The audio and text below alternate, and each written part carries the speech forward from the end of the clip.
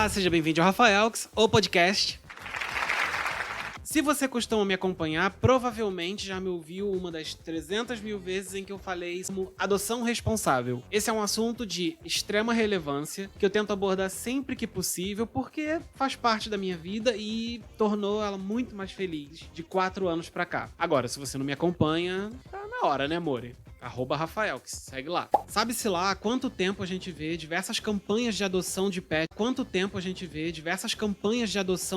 por aí. E isso é ótimo. O problema é que apesar de termos entidades sérias que fazem um excelente trabalho de acolhimento, cuidado e feiras de adoção, as pessoas parecem custar a entender que não se adota por ser fofinho ou por querer que ele fique de enfeite na casa, ou você está preparado para lidar com tudo que ele vai oferecer, mas também com tudo que ele vai exigir de você. Você vai se tornar praticamente pai ou mãe de uma vida que, ok, não é humana, mas tem muitos sentimentos. Até mais que humanos, pra ser sincero. E não é tão simples, mas também não é impossível. Ao longo desse episódio, eu vou tirar as principais dúvidas que as pessoas podem ter antes de participar do processo de adoção responsável, e no final do episódio, eu vou contar como foram os meus processos de adoção e como isso de fato mudou a minha vida. Então fica até o fim do episódio, que eu prometo que vai valer muito a pena do início ao fim.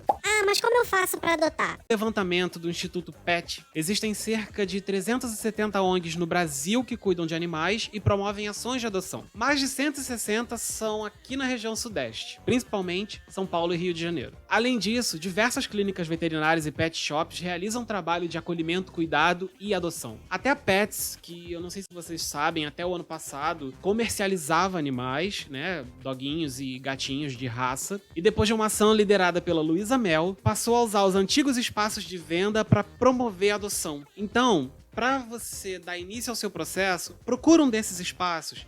Explica quem você é, como é a sua casa, a tua rotina e entenda melhor como que o bichinho vai se encaixar na sua vida. Uma vez definido tudo isso, você vai passar por uma entrevista para que a responsável pelo processo de adoção te conheça melhor e tenha certeza de que você vai ser um bom pai ou mãe de pet. Ela também vai te passar orientações importantes sobre adaptação e tudo mais. Fica tranquilo, parece ser. Essa entrevista que essa pessoa vai fazer com você inclui ainda a apresentação de documentos que vão formalizar a adoção e gerar o documento que comprova que você é legítimo dono do seu amiguinho. E que permita também que a ONG possa acompanhar você durante o período de adaptação, não só para saber se você tá fazendo tudo certo, como para te auxiliar nesse processo. E se eu achar um cãozinho na rua? Nesse caso, você tem duas opções. Uma, você pode levar até a ONG mais próxima, explicar o que houve e deixar que o bichinho seja cuidado por quem é altamente competente e treinado pra isso. Ou 2, você, uma vez se certificando de que ele não tenha dono, né, pelo amor de Deus, pode ficar com ele. Só que pra isso, não basta você levar pra casa e dar qualquer coisa pra comer. Porque as pessoas têm, sei lá, o hábito de achar um gatinho na rua, levar pra casa e dar um pires de leite. Isso é coisa de mito, Tom e Jerry, gente. Não é assim que funciona. O primeiro passo é levar no veterinário, fazer os devidos exames, pra que você consiga entender como de fato tá o bichinho, como é a saúde dele e o que você pode fazer por ele. Tenha em mente o seguinte, é sempre essencial que o veterinário acompanhe a saúde do seu bichinho, desde o pré-adoção, processo de adaptação e o resto da vida dele.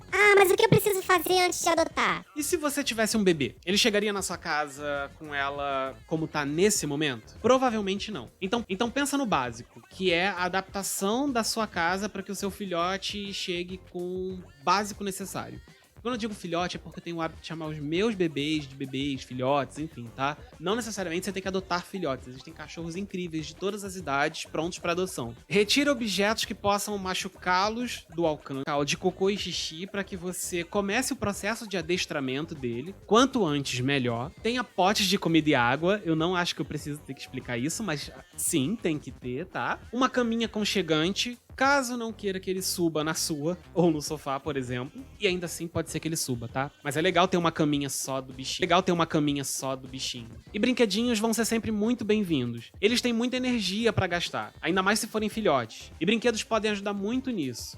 Fora que, quem não gosta de ganhar presente, né? Isso ajuda a construir os primeiros laços com eles.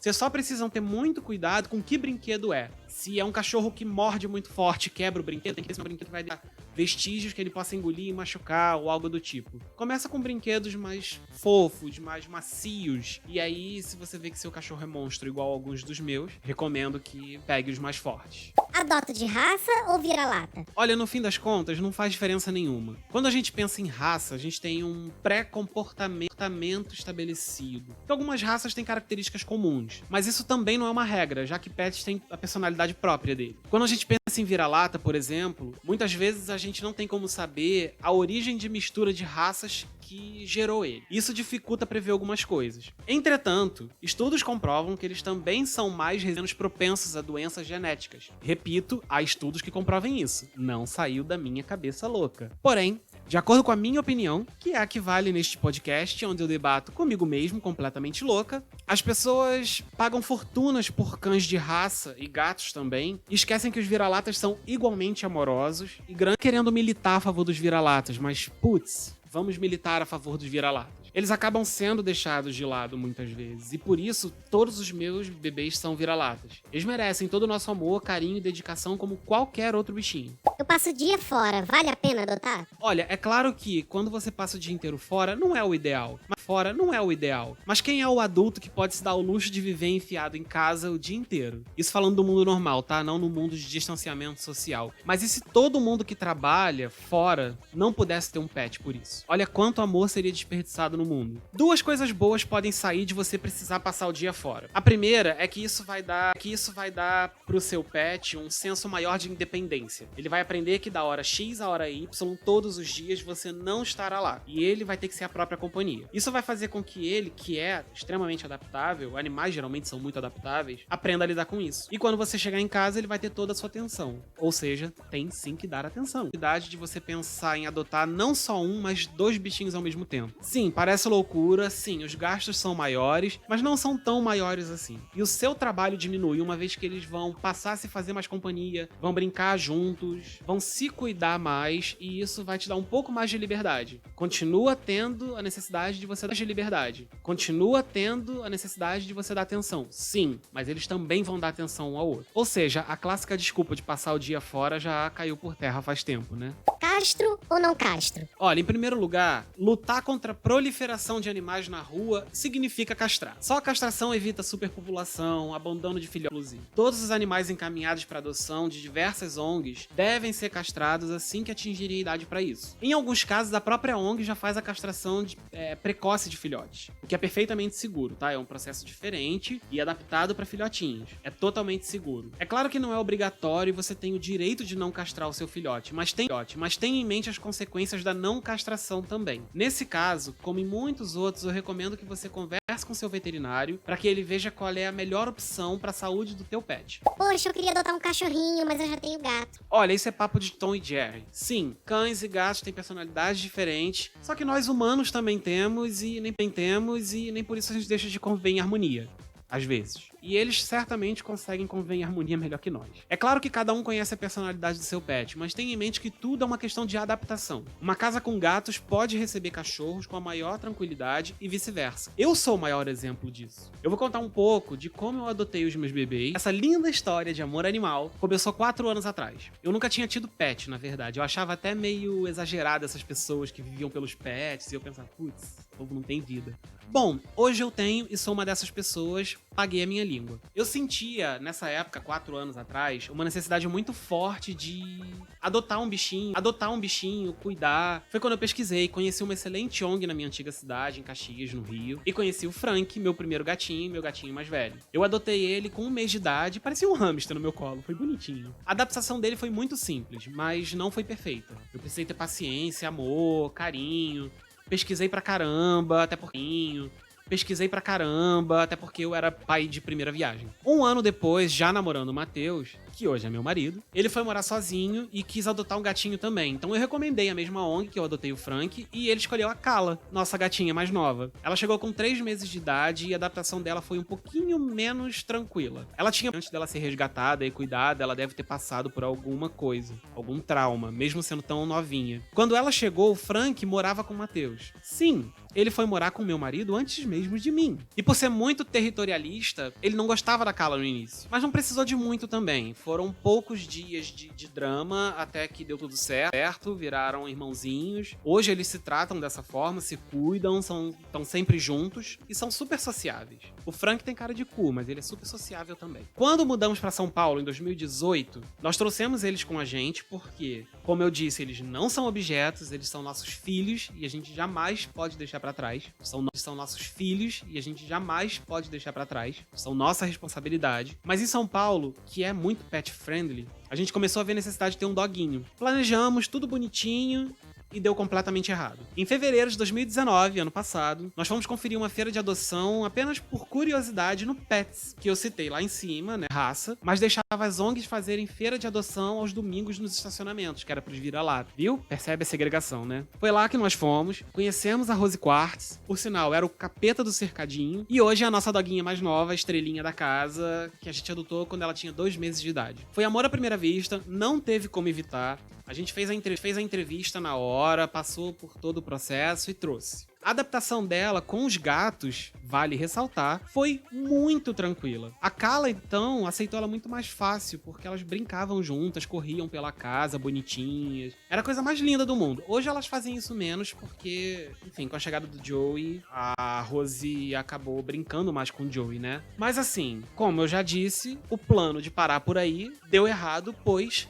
Joey, 2 meses depois da adoção da Rose, eu ajudei a promover uma feira de pet shop, a Dimensão Animal, que até hoje é onde eu levo os bebês para se cuidarem, tomarem banho e tal. Ela aconteceria num sábado perto da academia que a gente malhava. A gente saiu do treino, eu decidi ir lá para ver como é que tava fluindo, afinal eu ajudei a divulgar. E só tinham ficado 2 cachorros. Um dele, chamado Oreo, que era a versão masculina da Rose, ele era idêntico a ela, tinha que ver. E um casal adotou, que foi bem legal. O outro era o Léo. Ele era ridiculamente charmoso, mega carinhoso, tinha um olhar que era a coisa mais linda do mundo. Ele tinha 6 meses de idade, passou por coisas que ninguém deveria passar. Ele quase morreu. Ele passou por maus tratos, fome, violência, ele precisou de cirurgia e tudo. Ele ainda tava bem magrinho, em recuperação, e ninguém adotou. Era nítido que o Léo tava esperando por nós. Conversamos, levamos pra casa. Que eu ame todos os meus filhos, o Joey, ele tem um diferencial. Eu acho que por tudo que ele passou, o olhar de gratidão dele, que é muito lindo, até hoje existe. Já faz mais de 1 ano da nossa adoção, mais de 1 ano e meio da adoção. E ele ainda olha pra gente com o mesmo olhar de gratidão. Eu acho que no fundo ele não esqueceu tudo que ele passou, mas ele tem total certeza de que tá seguro com os pais dele. E como eu disse antes, o nosso trabalho diminuiu muito. Joey e Rose Quartz se fazem companhia, brincam juntos, se distraem, reduzem a necessidade absurda de atenção dos humanos. Sim, a gente dá atenção, a gente brinca com eles todos os dias, a gente passeia. Eu, basicamente, sou a Felícia com eles, mas porque eu quero, não porque eu preciso. Porque eu quero, não porque eu preciso. Eles conseguem se suprir nessa necessidade de atenção. A adaptação do Joey teve alguns dias um pouco difíceis, porque ele é muito grandão. E a Kala, como eu falei, já foi muito medrosa. Assim que ele chegou, ela ficou 3 dias, por exemplo, embaixo das cobertas, sem fazer nenhuma das necessidades, sem comer, por 3 dias. Mas olha que coisa legal. A ONG da adoção do Joey foi essencial nesse processo. Eles indicaram pra gente uma veterinária especialista em comportamento, que foi dando algumas dicas e ajudando a gente a fazer essa adaptação acontecer. E ela aconteceu. Hoje, vivemos os 6 muito bem no nosso apartamento, que não é grande, mas tem espaço suficiente para que eles sejam felizes. E vale ressaltar, qualquer apartamento tem mais espaço que uma jaula, por exemplo, onde eles ficam esperando pela adoção. Então isso de não ter espaço também não é bem uma desculpa. Todos esses empecilhos que costumam colocar para adoção, na verdade, eu posso te dizer que são todos contornáveis. Nossos 4 filhos são muito felizes dentro das nossas possibilidades. É que você, que ainda não tem um pet, poderia estar vivendo uma linda história de amor com alguém que vai estar sempre do seu lado. Porque no fim, um dos principais motivos que você precisa entender é que só existe um tipo de amor incondicional de fato no mundo. E não é o de mãe. A gente já viu muita mãe abandonando por aí. Mas é o dos doguinhos. E dos gatinhos abandonando por aí. Mas é o dos doguinhos. donos e dos gatinhos pelos donos. Não importa quem você seja, não importa o que você fez, você sempre será amado por eles. E isso compensa qualquer trabalho que você possa ter. Bom, acho que é isso, amigos. Eu falei pra caramba, mas porque eu acho que é um assunto que a gente tem que discutir sempre, sim. Adoção responsável é algo fato feito com responsabilidade. Então, se você conhece alguém que tá querendo adotar um pet e tem lá suas dúvidas, envia pra ele o podcast, aproveita, segue também o podcast no Spotify, Deezer, Google Podcasts e Apple Podcasts. Pra mim é muito importante e, por favor, me mandem inboxes, conversem comigo, me falem sobre o que mais vocês querem ouvir, que eu tô adorando poder construir episódios em cima de coisas que vocês me pedem. É muito gostoso trabalhar num projeto que eu adoro com vocês junto comigo. Beijos!